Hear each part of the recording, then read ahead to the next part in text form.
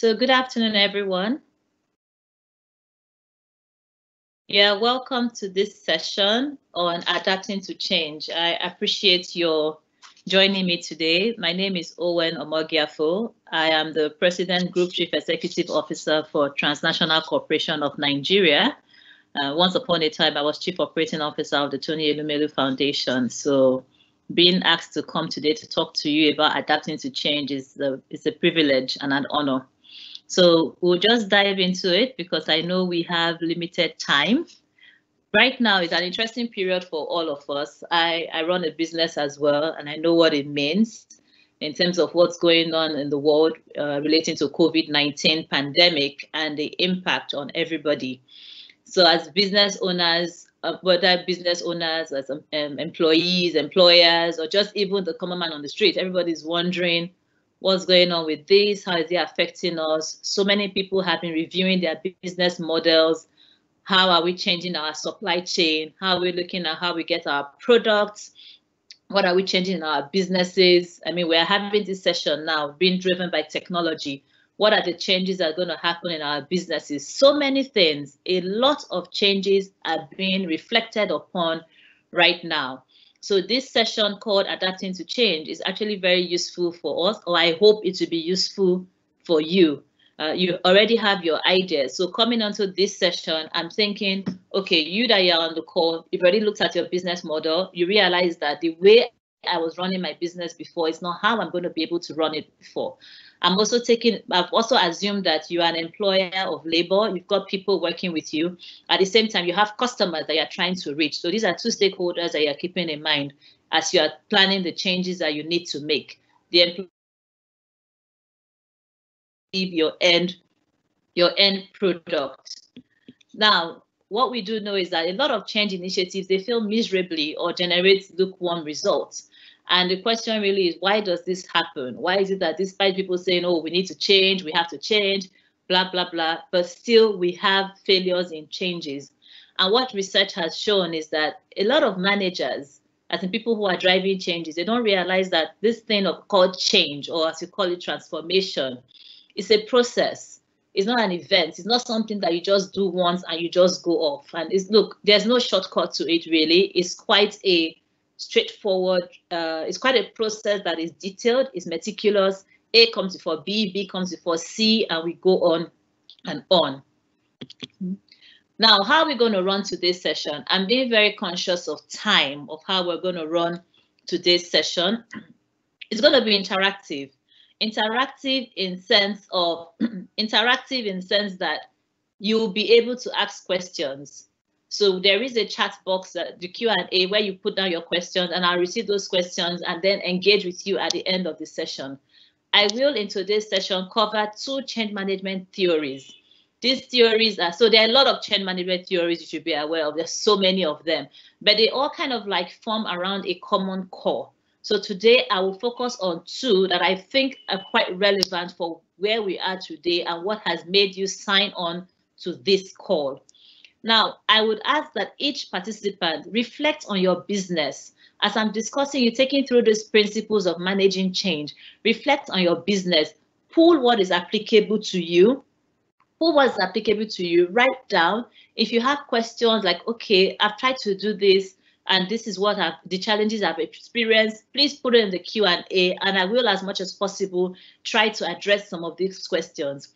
When we are done, when I've gone through the theories, we will then take the questions that you have asked by way of a discussion. Although, well, discussion might be a little bit of a stretch, saying that it's going to be a bit one-sided in terms of I will see your questions that you've asked in the Q&A section and try to respond to you as we are going on. Okay, so let's just go straight. There are two theories I'm going to take you through today. The first one is by one of the four leaders of change management, and that is John P. Cotter. John P. Cotter is celebrated as one of those people he's like a doyen of change management.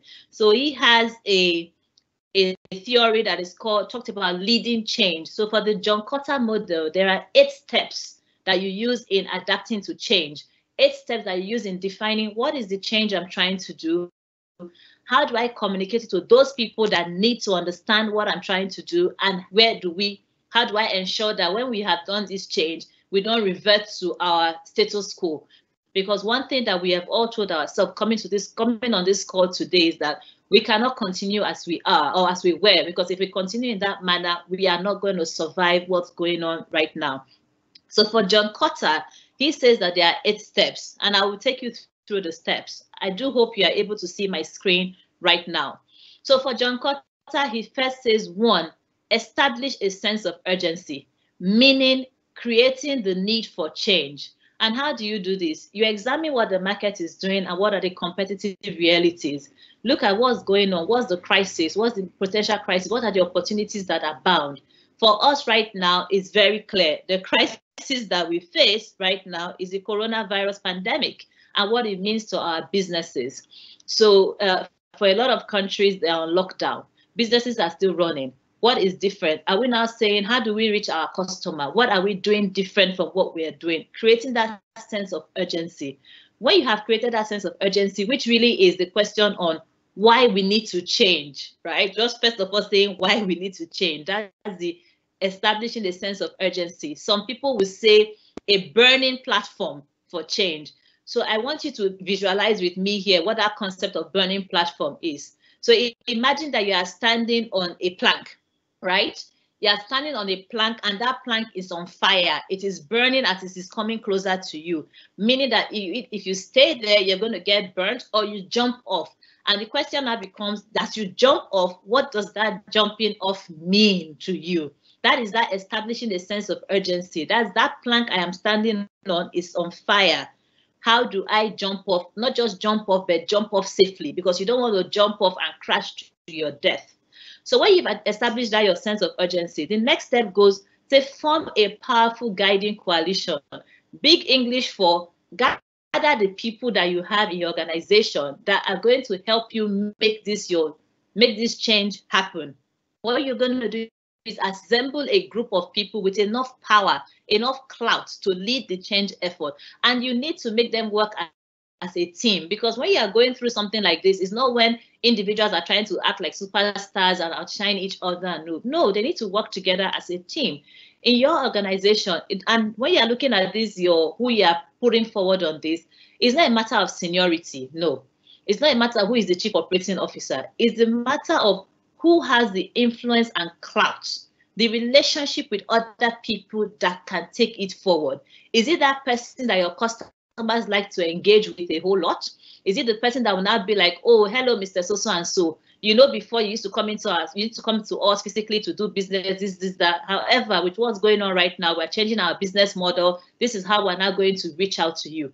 Is it the person that has a lot of, that knows how to, should I say, ginger or motivate the employees to say, this is what we now need to do. This is how we need to move forward. So you need to very carefully and painstakingly look back and say, who are those people that can work with me for us to get this change that we want?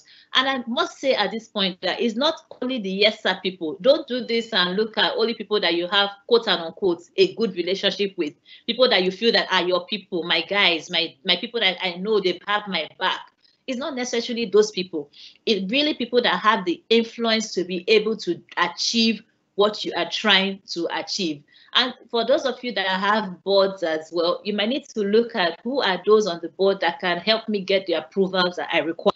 Third, create a vision. This is plainly stating, write down what you want to change, what you want us to transform within the organization. It's not enough for you to just talk about it. It has to be plainly written down, like, okay, what is the vision? Where are we going to? And when you've done that, you now write down what are those strategies that we're going to use to achieve that vision. Naturally, the fourth thing that comes with creating that vision is communicating the vision. You see that a lot of times change fails because people don't understand what the leader is talking about. They're like, okay, you said we are doing this. So you have to look at different methodologies of communicating the vision. If your company is one that operates best on those WhatsApp group chats, go ahead, use it to create your vision.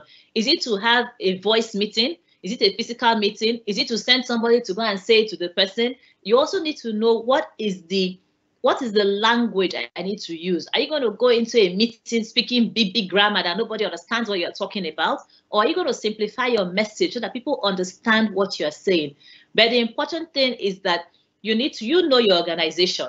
You know who you are trying to reach out to. Be it your customer, be it your staff, be it your board member, your stakeholder. You must understand the language that group will appreciate and understand, and you take it to them. You should also reinforce your message of communicating the vision. Remember the people that we formed before on step 2, the guiding coalition.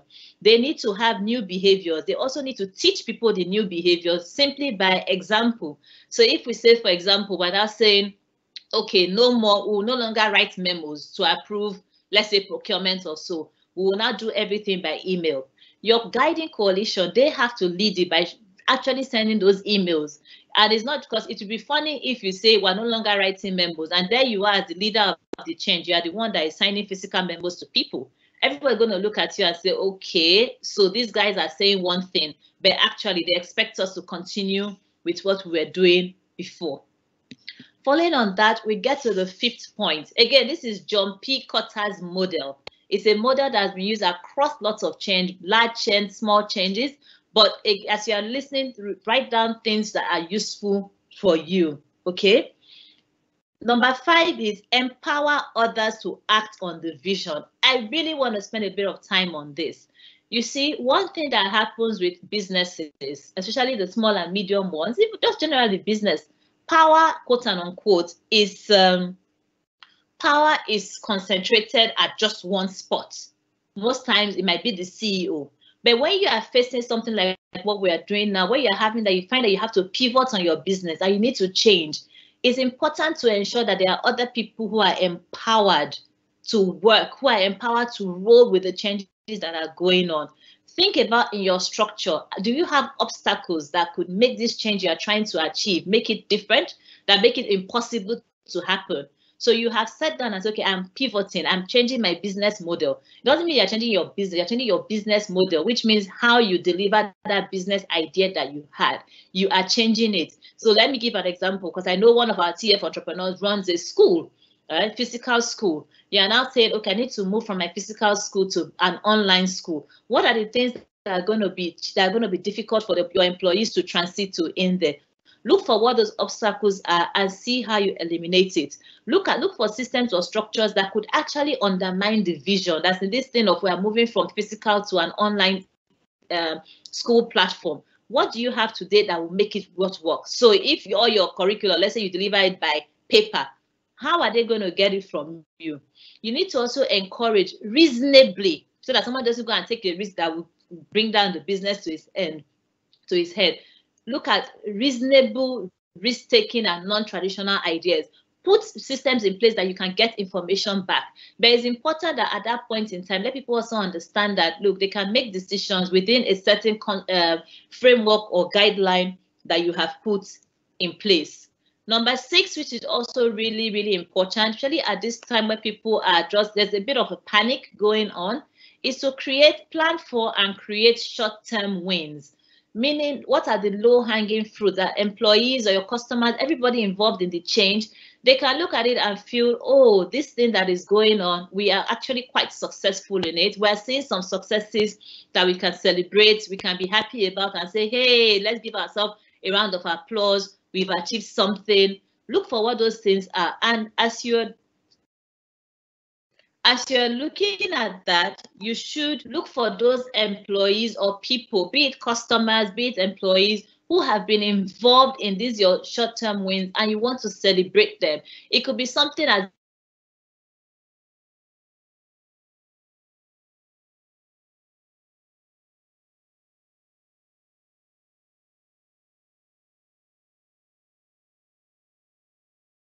in your organization, right? That was not able to create value in this period where you are moving in your changes.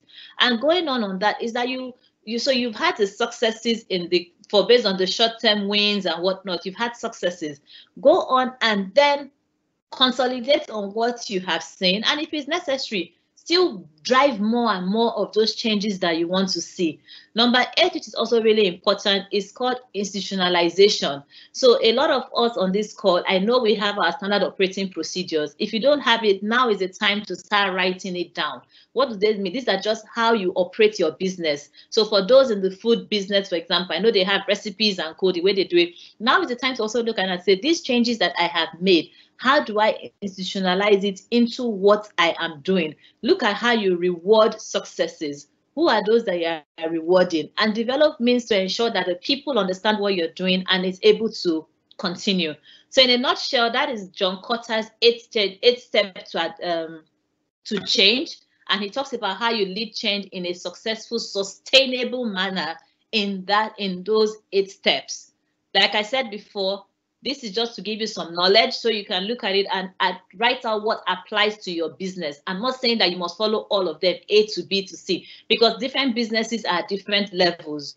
And you might sit down and say, oh, but this sounds very complex now. It's probably what a big organization would do. It's not for me and my small organization or my medium-sized organization. But keep in mind, even if your organization is small today, your vision for that organization is for it to be large. Okay, so you need to start planning as if it is already large. All right. So the next one is, remember I said I'm going to take you through 2 theories. The next theory is change through persuasion. This is something that was propounded by David A. Garvin and Michael A. Roberto. Just to add that these 2 changes, I just took them out of the Harvard Business Review. It's already summarized in there, and I brought it here, summarized it further to give you guys a bit of understanding of the processes to take. It's not just about thinking about I need to change. It's ensuring that that change is sustainable, because it's other people. You also work with people to confirm. So that approach is much simpler. It's just 4 steps. The turnaround. I said about John Cotter's 8 step. You can see that it almost fits in here. You can.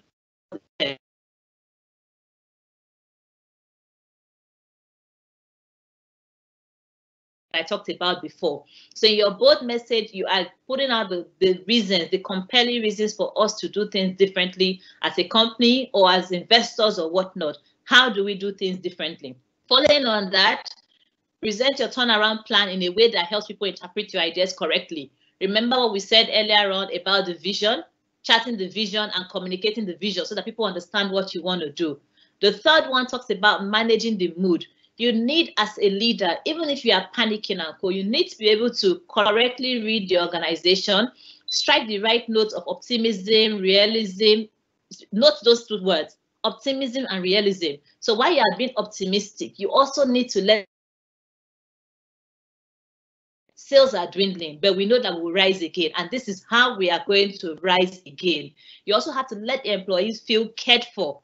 Because whilst I know that, hey, everybody's panicking, am I going to pay salaries, this, that. When this is over, you still need your good hands to help you through your business. So you have to keep them focused. You have to let them know that there's faith, that they should retain the faith in the company and retain faith in the changes that you are putting in place for the company to be successful. Now, I follow quite a few of you on Instagram, and I've seen how you've been doing this quite strongly. I have one of the entrepreneurs who's actually into food business and normally does catering. I was really impressed. I noticed that it took her about a week or 2 or there, even more, to turn her business into an online delivery. I was quite impressed last week when she said, oh, my orders are full. I can no longer take new orders until Tuesday next week. So these are the kind of things that I'm talking about. So she has provided job for employees. They are part of it, and they are also reinventing themselves in terms of delivery. Of course, the last but definitely not the least is that you need to prevent people from backsliding into the way things were done before. Create opportunities for employees to practice the desired behavior repeatedly. And it's not just only about employees, even your customers, because they also have to adapt to the change that you are putting in place. So now we are telling people we're not doing cash. If you are not doing cash, it means you are doing bank transfer or you are doing POS and co. They also have to understand how they are doing it. And if where it's necessary, if you see somebody that is not falling in line with what you're doing, you can talk about it. At the same time, somebody that is doing something the way you want to do, you celebrate the person. So remember that this is change through persuasion, meaning that you are letting people know what you want to do and how you're going to go about it. Now, this next slide just summarizes what it goes through. You see, it's like, so we have the 4 phases that were discussed, but if you see on one hand here, it's broken in, there's a persuasion process where you are going through persuading them, let them understand what you're doing, how you're doing it, and why you're doing it. And then the last part about the turnaround process, so you see it's broken down. There's a development, there's a develop plan, and then there is the implement plan, which is a turnaround process. So I've gone through 2 basic theories now of managing change or adapting to change. These are important things for you to know. Imbibe it as a leader, as a business owner, or a function owner. Imbibe it and have it within you, as these are core skills that you need to have. Now, so we'll just go into the Q&A right now. Again, being very conscious of time, trying to keep this crisp. Now, there are some questions in here that I will just try and take and then respond to broadly. So there's a question from Charles who says, I was trying to set up a small-scale business in Abuja shortly before this pandemic started. Should I wait till it's all over, or should I take the risk of setting it up still? So good question, Charles. If you go to the John Cotter principle, he talked about looking at market realities and seeing what competition is doing. So you need to look at it and say, small scale business. So I don't know what business this is. So you need to look at it, look at the environment and say, this is my small scale business. Is there a need for it right now? Because you always keep something in mind. Whenever you're setting up a business, you're taking on a risk. So that's the fact.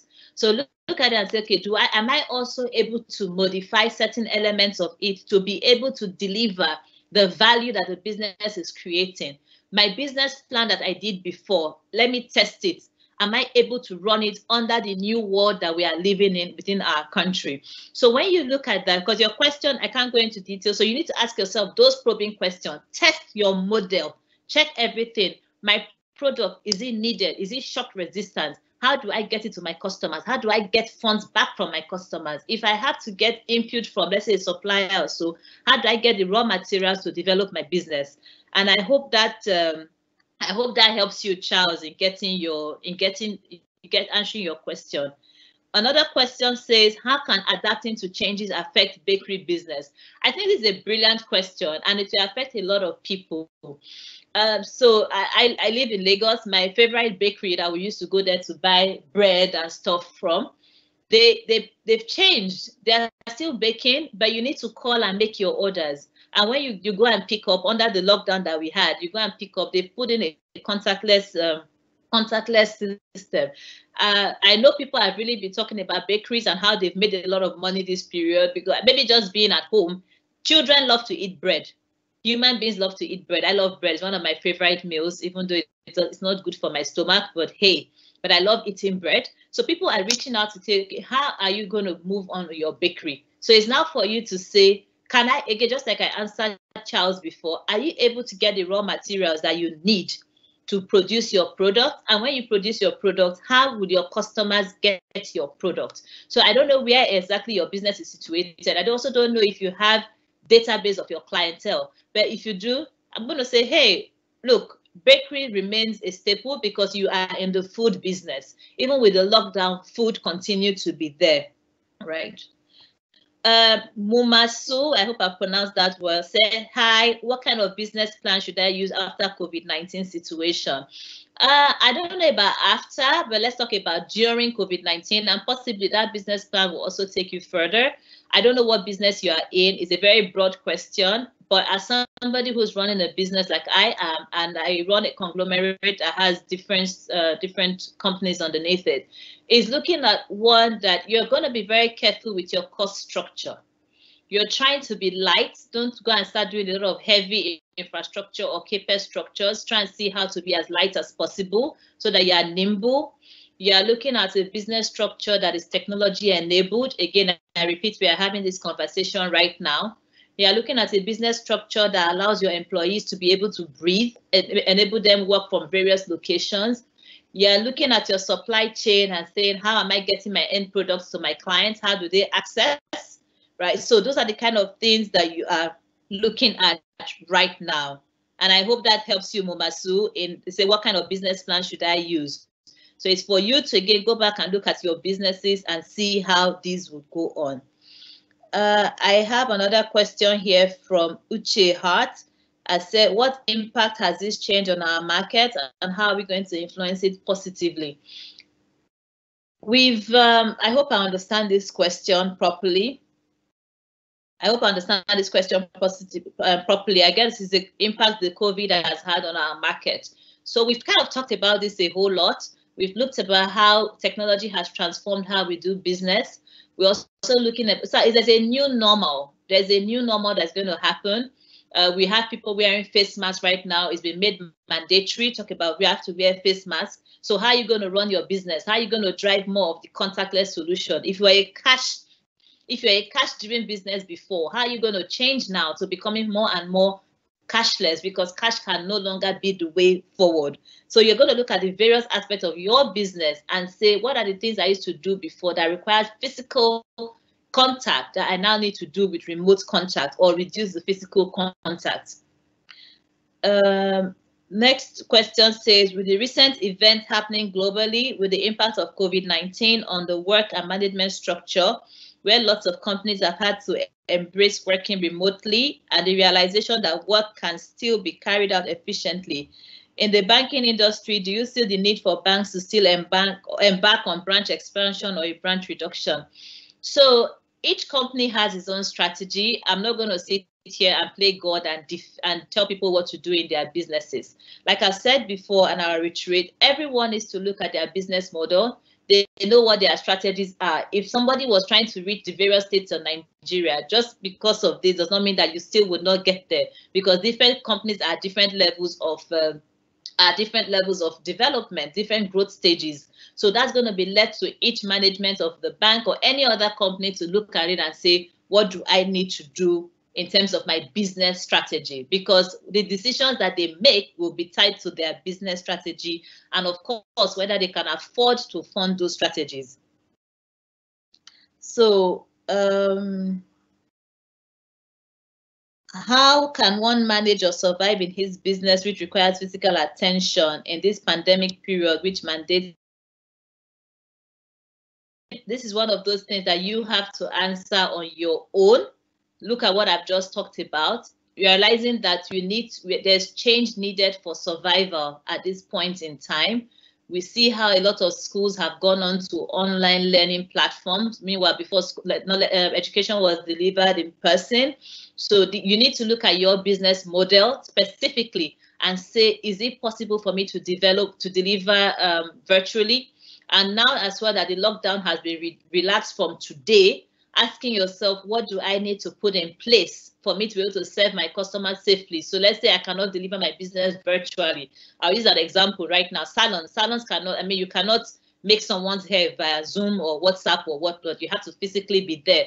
So when the lockdown is relaxed completely for people that run salons, bars, restaurants, and the rest of them, what are you going to put in place?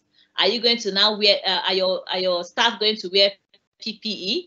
Are they going to wear masks? Are they going to wear shields? Would they put on fresh gloves to do people's hair or attend to them, right? These are things that you need to look at. So when customers come into your establishment, are you going to give them a face mask to wear when they come in? Are you going to, the Lagos State government has put certain things in place where they talk about you must have sanitizers, they're supposed to wash their hands and co. So these are things that you need to look at as a business and say, what do I change right now? A question here says, at which phase of my business can I consider change as critical, especially if my company is at the startup phase?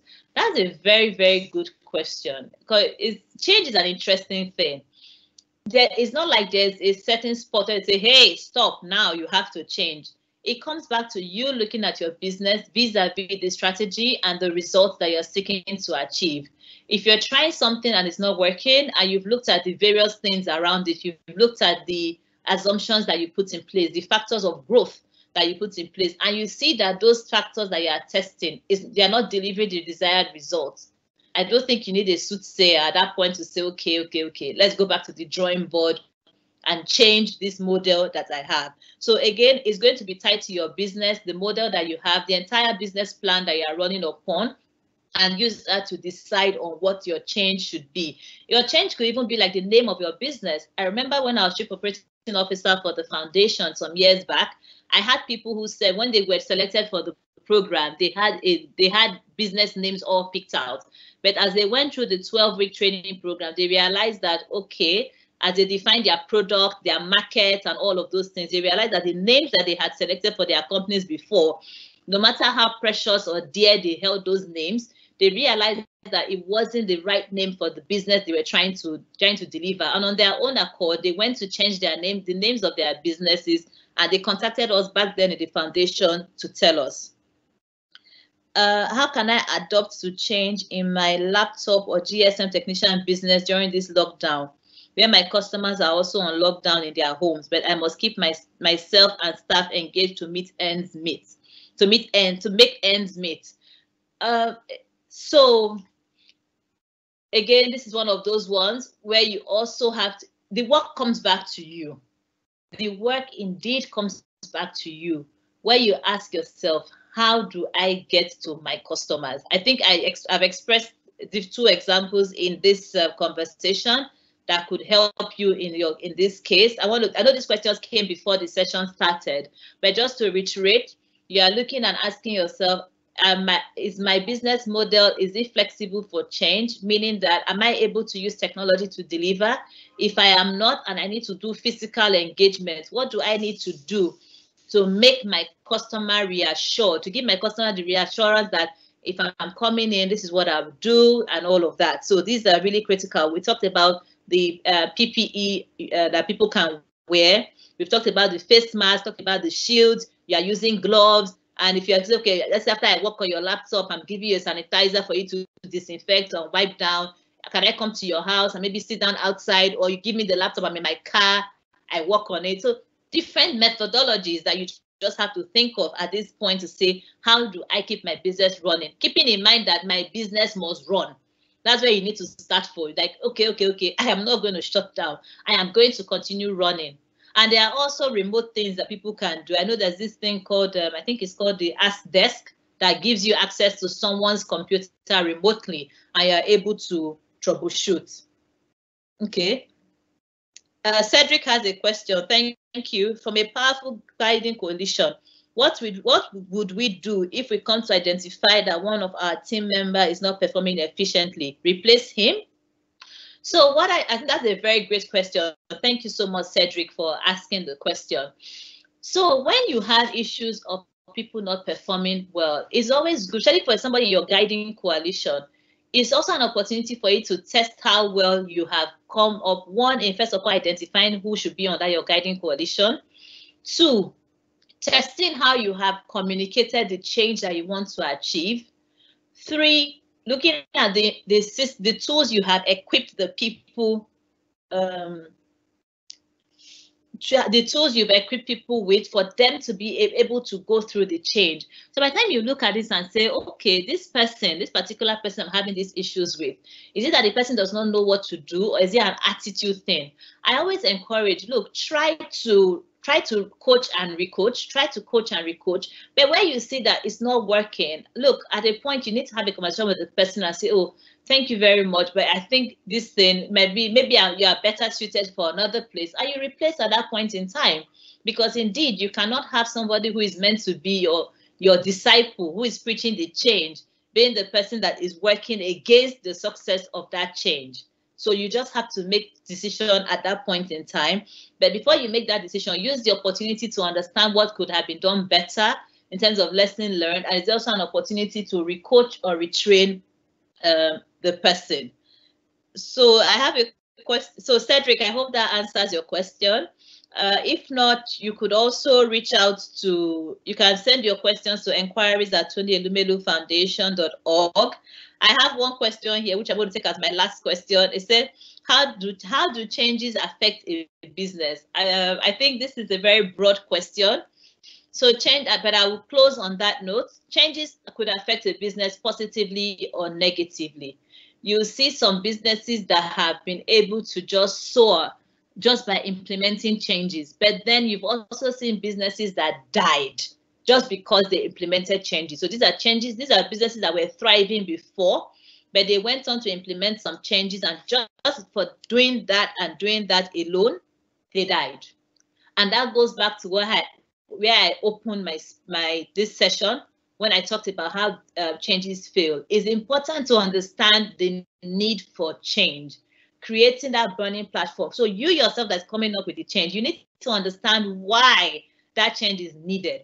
Understand why the change is needed. Be able to write it down and quantify it plainly, what the change is about, the need for the change. You have to ensure that you go through those steps that I outlined earlier in the theory side of saying how you go through change. Because even if something that is meant to be positive, for you, if you don't go through all of that properly, things as basic as saying, okay, this is the change I want to achieve. Maybe moving from manual operations to automated operation.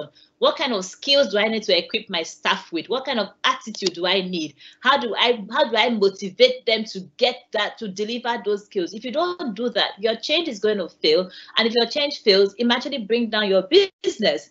So whether the change is going to be positive or negative, it's not about the change itself.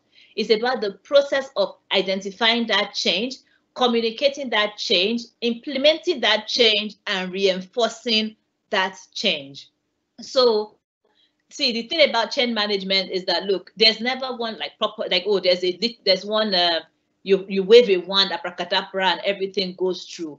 Note that when you are going through a change, there's always a risk factor involved in it. But you must make sure that you also have the staying power for the change, meaning that you are able to sustain the change through.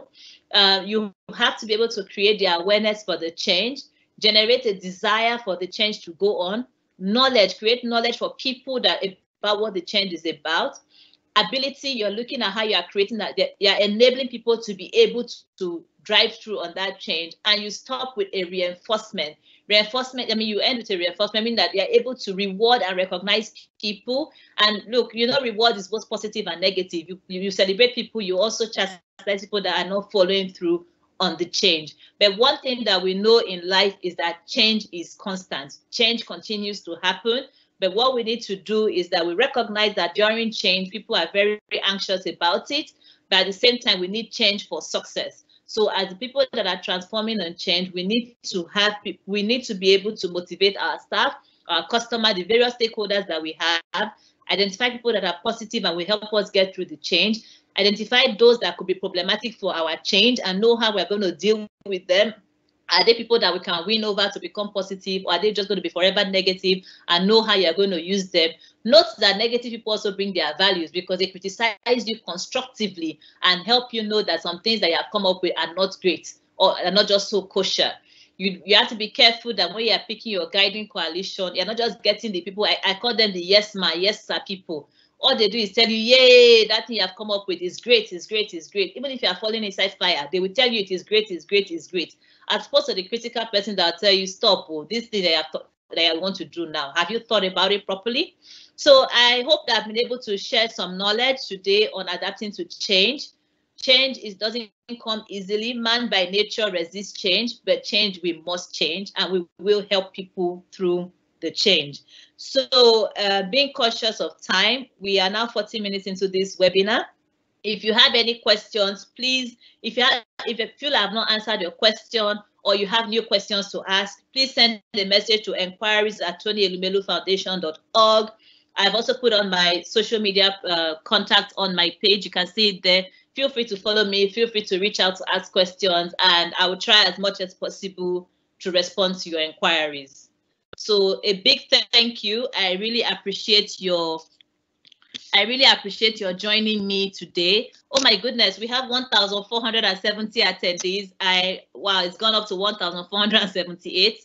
To say a big thank you for coming to listen today, and I hope that you've taken away some tips that can help you through this period. So thank you and have a good afternoon.